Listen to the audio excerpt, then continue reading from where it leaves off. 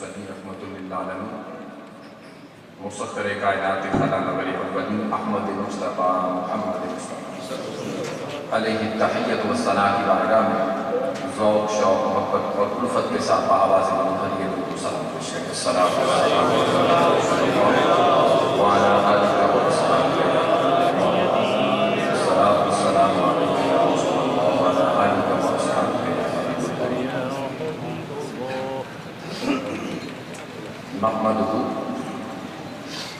نحمده ونصلي ونسلم على رسوله الكريم أما بعد فأعوذ بالله من الشيطان الرجيم بسم الله الرحمن الرحيم إن هذه تذكرة فمن شاء اتخذ إلى ربه سبيلا صدق الله مولانا العظيم وبلغنا رسوله النبي الكريم ونحن على ذلك من الشاهدين والشاكرين والحمد لله رب العالمين۔ اللہ رب محمد صلی علیہ وسلم نحن عباد محمد صلی علیہ وسلم لی خمسۃ اکفی بہا البواب الحاتمہ المصطفیٰ والمرتضیٰ وابنہما والفاطمہ صلاۃ و سلاما علیک یا رسول اللہ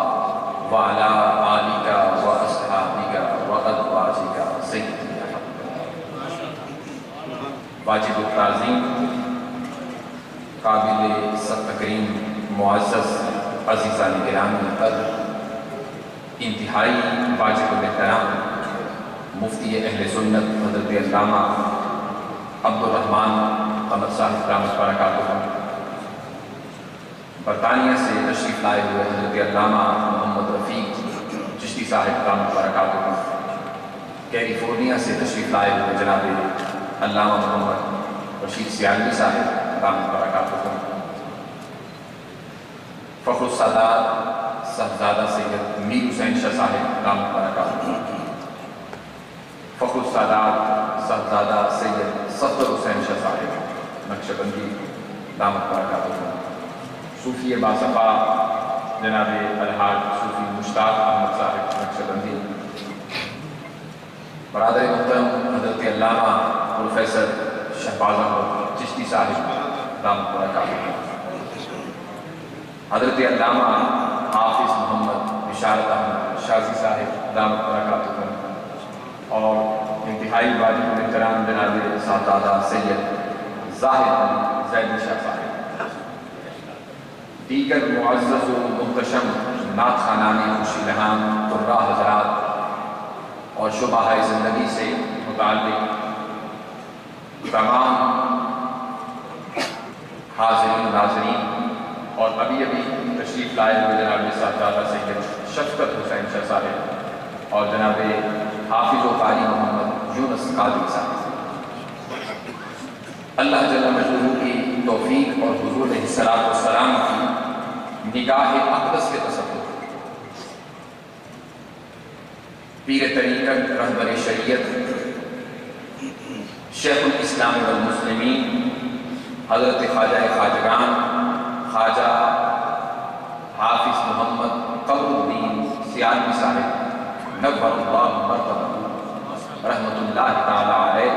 ورضی اللہ تعالی عنہ کی یاد میں منعقد شیخ الاسلام کانفرنس میں حاضر ہے۔ یہ ایسی مجلس جس مجلس میں آتے ہوئے اٹھایا ہوا ہر قدم اور رحمتوں عنایات اور فیضان سے جھولیوں کو بھر کر لے جاتے ہوئے اٹھایا ہوا ہر قدم اللہ کی بارگاہ میں مقبول کی بات ہے۔ رب کائنات میری اور آپ کی حاضری کو اپنی بارگاہ میں قبول و منظور فرمائے، اور میں صمیم قلب سے جناب محمد اصغر چشتی صاحب اور ان کے تمام رفقا کو مبارکباد پیش کرتا ہوں۔ اللہ جل مجدہ ان کو اپنے مرشد کامل کا فیضان اور ان کا لطف و کرم عطا فرمائے۔ موضوع کی مناسبت سے میں نے مختصر وقت میں جو آیہ کریمہ عنوان گفتگو کے طور پر تلاوت کرنے کا شرف حاصل کیا ہے وہ اسی کے مطابق جو مجھے موضوع دیا گیا کہ شخصیت شیخ الاسلام پر بات کی جائے۔ اور ان کی یاد میں جن لوگوں نے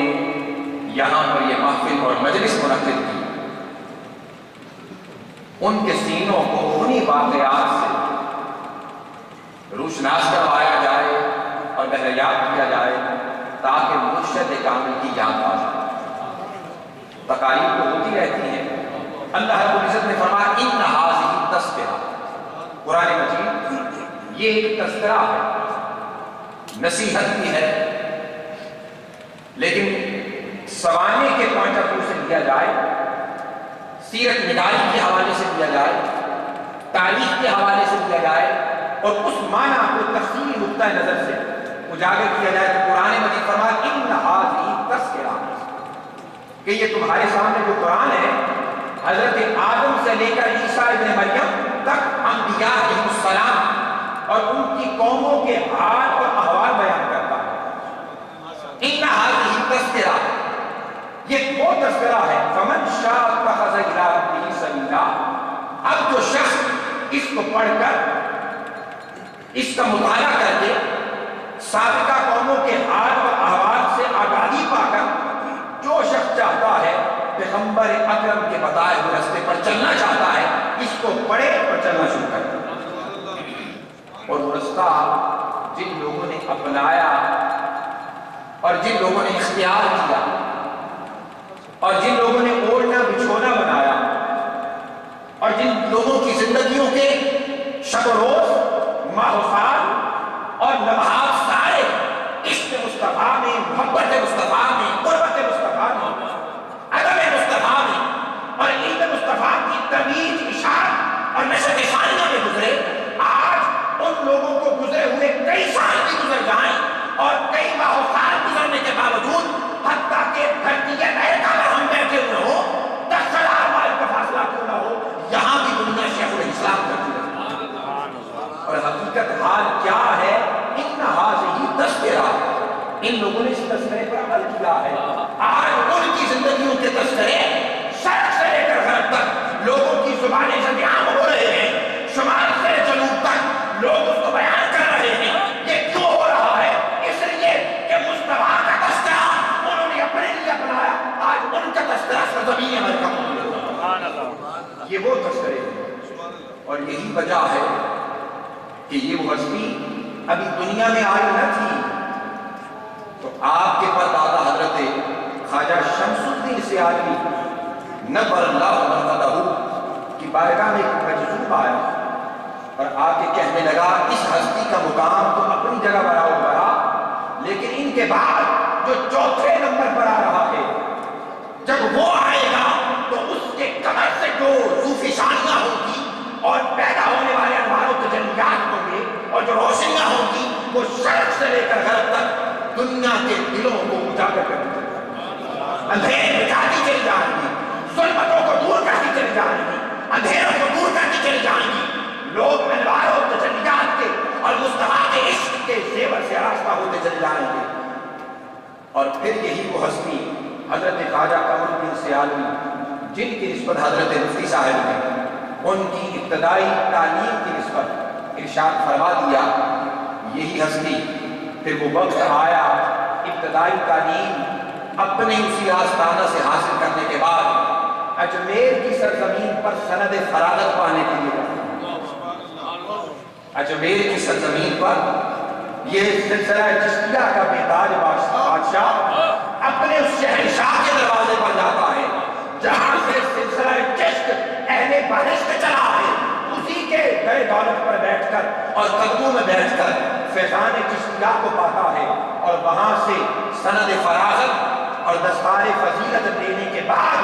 جب سرزمین سیال پر قدم رکھتا ہے تو وہاں بیٹھ کر انوار و تجلیات اور علم و عرفان کے جب سمندر بے بہا بہاتا ہے تو دنیا اسے شیخ الاسلام کہنے پر مجبور ہے۔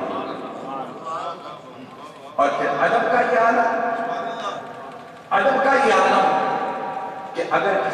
کسی مرید کے گھر میں چلے جائیں اور ان کے نچلے کمرے کے اندر تاجدار کائنات کے نالین پاک کا نقش مبارک اگر لگا ہوا ہو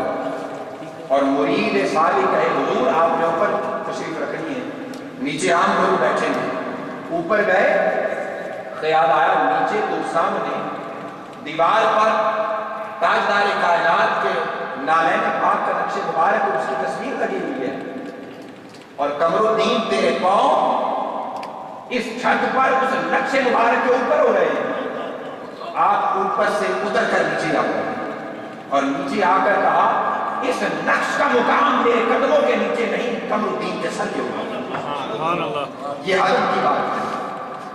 اور آپ کے ایک مرید حمدانی شاہ صاحب جنہوں نے آپ کو کراچی دعوت دی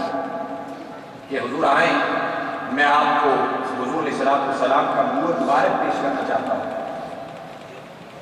لوگ بتاتے ہیں ابھی آپ بہت بیمار تھے، علیل تھے، جسم میں نکاحت اور کمزوری تھی، لیکن حضور کے منہ مبارک کی خبر سنی کہ تاجدار کائنات کا نور مبارک مجھے ملنے والا ہے۔ سرزمین سیال سے سفر شروع کر دیا، کراچی پہنچے، جا کے منہ مبارک دیا، آنکھوں پہ لگایا، سر پہ رکھا اور رکھ کر ان کے گھر سے پیدل اسٹیشن پر تک چلنا شروع کر دیا۔ لوگوں نے کہا حضرت آپ بڑے علیل ہیں، نکاحت ہے، کمزوری ہے، جسم میں شکت نہیں، بیمار ہیں، لیکن آپ پیدل چل رہے ہیں۔ فرمایا دیکھتے نہیں میرے سر پر کون ہے؟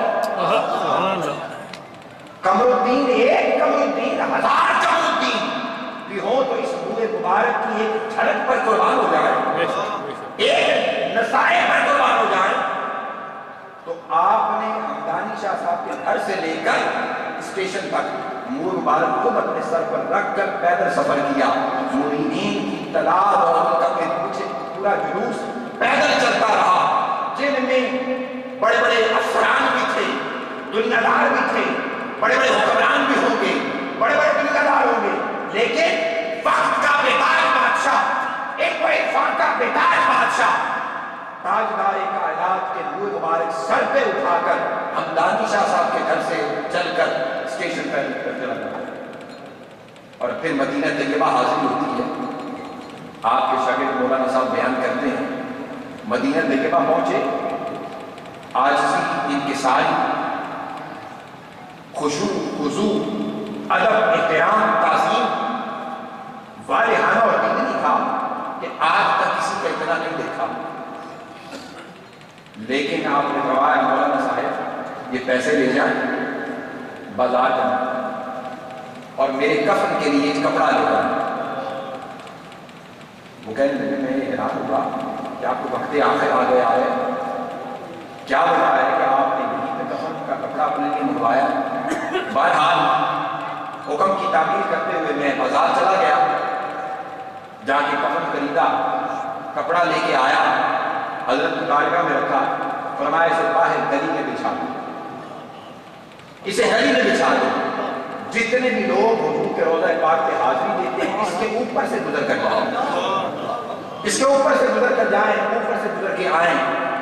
اور جب میں واپس پلٹنے لگوں تو یہی اسی طریقے سے بند کر دینا۔ وہ کہتے ہیں ہم نے بند کیا، میں نے عرض کیا حضرت یہ گندا ذرا ہو گیا، کیچڑ بھی لگ گیا، مٹی لگ گئی ہے، آپ کو جلال آ گیا۔ فرمایا دیکھتے نہیں مصطفیٰ کے زائرین کے قدموں کی خاک شفا ہے۔ نعرہ تکبیر، اللہ اکبر، نعرہ رسالت، یا رسول اللہ۔ تاجدار کائنات کے